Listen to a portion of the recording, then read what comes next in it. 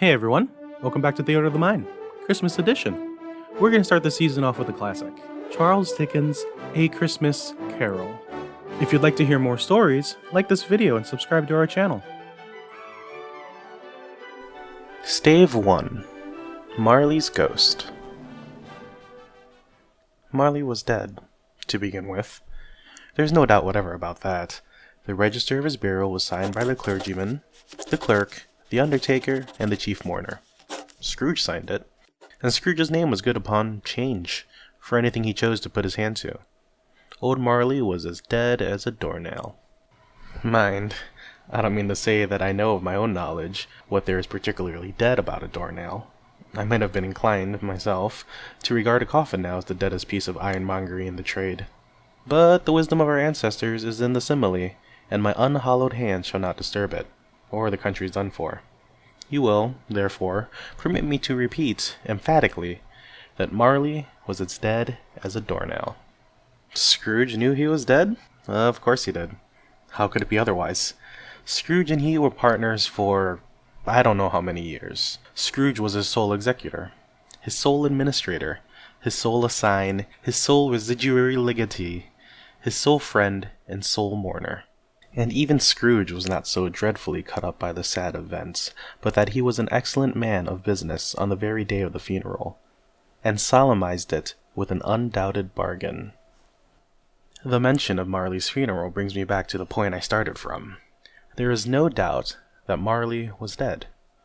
This must be distinctly understood, or nothing wonderful can come of the story I am going to relate.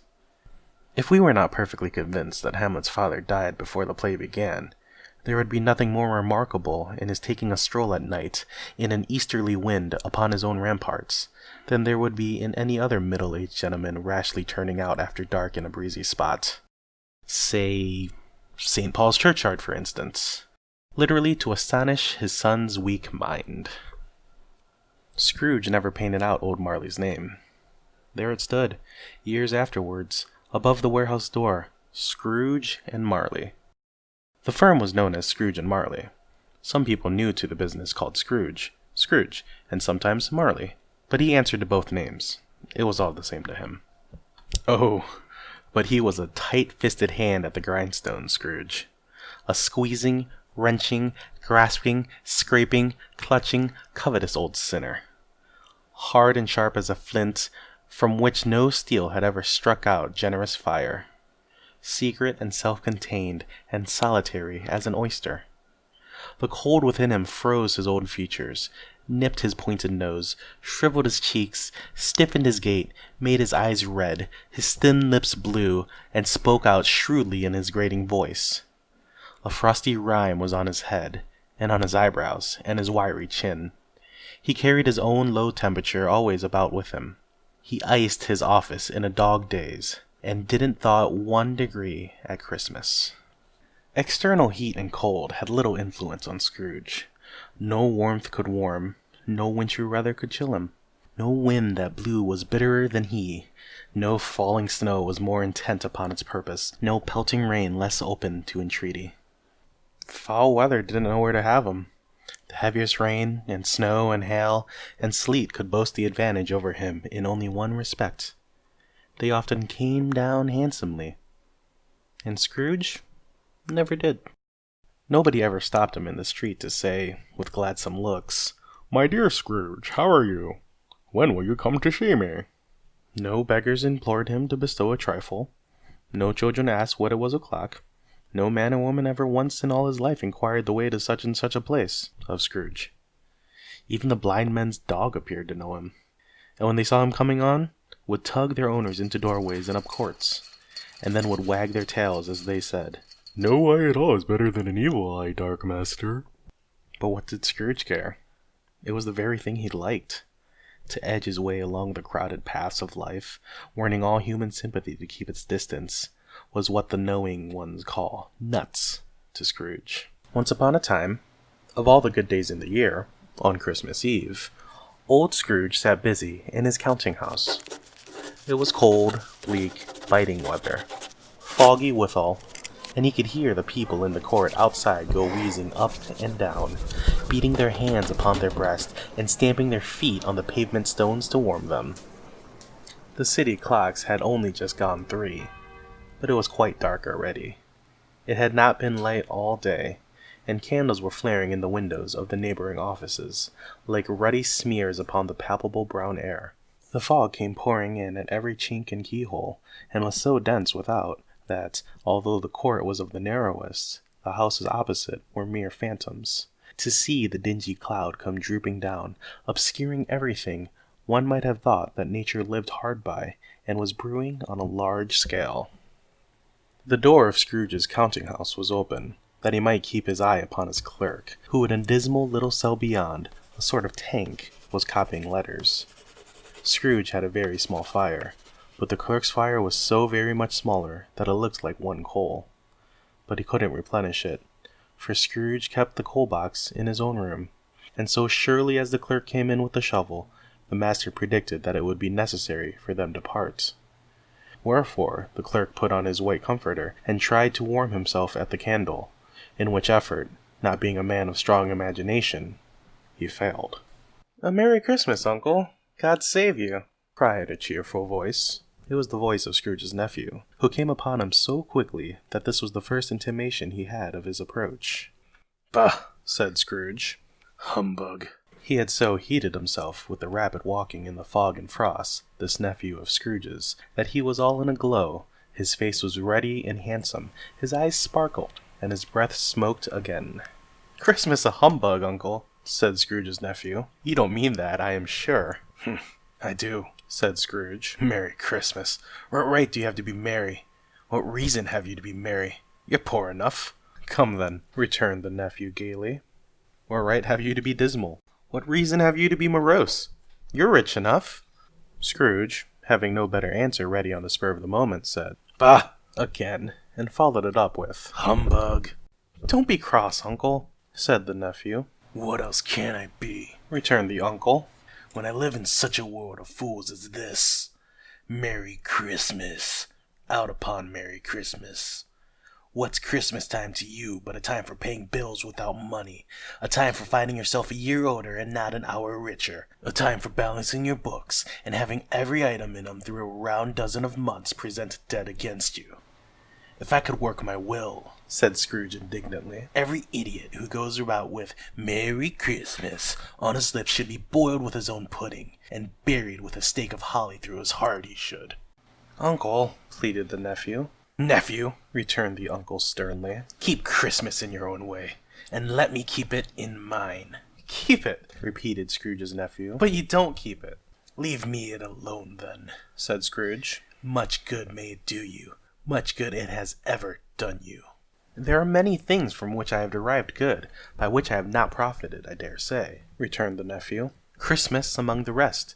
But I am sure I have always thought of Christmas time, when it has come around, apart from the veneration due to its sacred name and origin, if anything belonging to it can be apart from that, as a good time, a kind, forgiving, charitable, pleasant time, the only time I know of, in the long calendar of a year, when men and women seem by one consent to open their shut-up hearts freely, and to think of people below them as if they were really fellow passengers to the grave, and not another race of creatures bound on other journeys. And therefore, Uncle, though it has never put a scrap of gold or silver in my pocket, I believe that it has done me good, and will do me good, and I say, God bless it." The clerk in the tank involuntarily applauded. Becoming immediately sensible of the impropriety, he poked the fire and extinguished the last frail spark forever. "Let me hear another sound from you," said Scrooge, "and you'll keep your Christmas by losing your situation.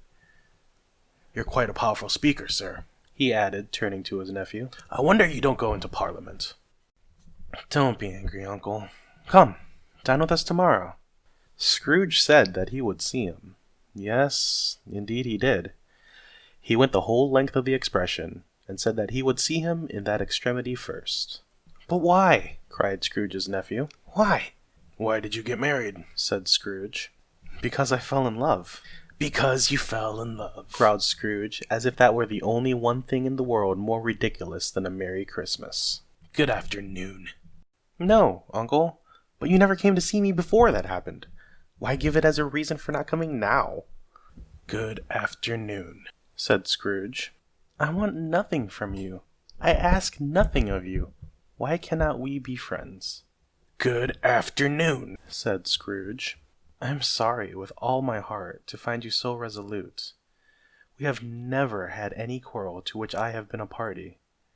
But I have made that trial in homage to Christmas, and I'll keep my Christmas humor to the last. So, a Merry Christmas, Uncle. Good afternoon, said Scrooge. And a Happy New Year. Good afternoon, said Scrooge. His nephew left the room without an angry word, notwithstanding. He stopped at the door to bestow the greetings of the season on the clerk, who, cold as he was warmer than Scrooge, for he returned them cordially. There's another fellow, muttered Scrooge, who overheard him. My clerk, with 15 shillings a week, and a wife and family, talking about a Merry Christmas. I'll retire to Bedlam. This lunatic, in letting Scrooge's nephew out, had let 2 other people in. They were portly gentlemen, pleasant to behold, and now stood, with their hats off, in Scrooge's office. They had books and papers in their hands, and bowed to him. Scrooge and Marleys, I believe, said one of the gentlemen, referring to his list. Have I the pleasure of addressing Mr. Scrooge or Mr. Marley? Mr. Marley has been dead these 7 years, Scrooge replied. He died 7 years ago, this very night. We have no doubt his liberality is well represented by his surviving partner, said the gentleman, presenting his credentials. It certainly was, for they had been 2 kindred spirits. At the ominous word, liberality, Scrooge frowned and shook his head, and handed the credentials back. At this festive season of the year, Mr. Scrooge, said the gentleman, taking up a pen, it is more than usually desirable that we should make some slight provision for the poor and destitute, who suffer greatly at the present time. Many thousands are in want of common necessaries. Hundreds of thousands are in want of common comforts, sir. Are there no prisons? Asked Scrooge. Oh, plenty of prisons, said the gentleman, laying down the pen again. And the union workhouses? Demanded Scrooge. Are they still in operation? They are, still, returned the gentleman. I wish I could say they were not. The treadmill and the poor law are in full vigor, then, said Scrooge. Both very busy, sir. Oh, I was afraid, from what you said at first, that something had occurred to stop them in their useful course, said Scrooge. I am very glad to hear it. Under the impression that they scarcely furnish Christian cheer of mind or body to the multitude, returned the gentleman, a few of us are endeavoring to raise a fund to buy the poor some meat and drink, and means of warmth. We chose this time, because it is a time, of all others, when want is keenly felt, and abundance rejoices. What shall I put you down for? Nothing, Scrooge replied. You wish to be anonymous? I wish to be left alone, said Scrooge. Since you ask me what I wish, gentlemen, that is my answer.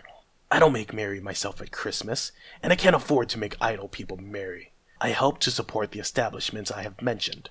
They cost enough, and those who are badly off must go there. Many can't go there, and many would rather die. If they would rather die, said Scrooge, they had better do it, and decrease the surplus population. Besides, excuse me, I don't know that. But you might know it, observed the gentleman. It's not my business, Scrooge returned. It's enough for a man to understand his own business, and not to interfere with other people's. Mine occupies me constantly. Good afternoon, gentlemen. Seeing clearly it would be useless to pursue their point, the gentleman withdrew. Scrooge resumed his labors with an improved opinion of himself, and in a more facetious temper than was usual with him.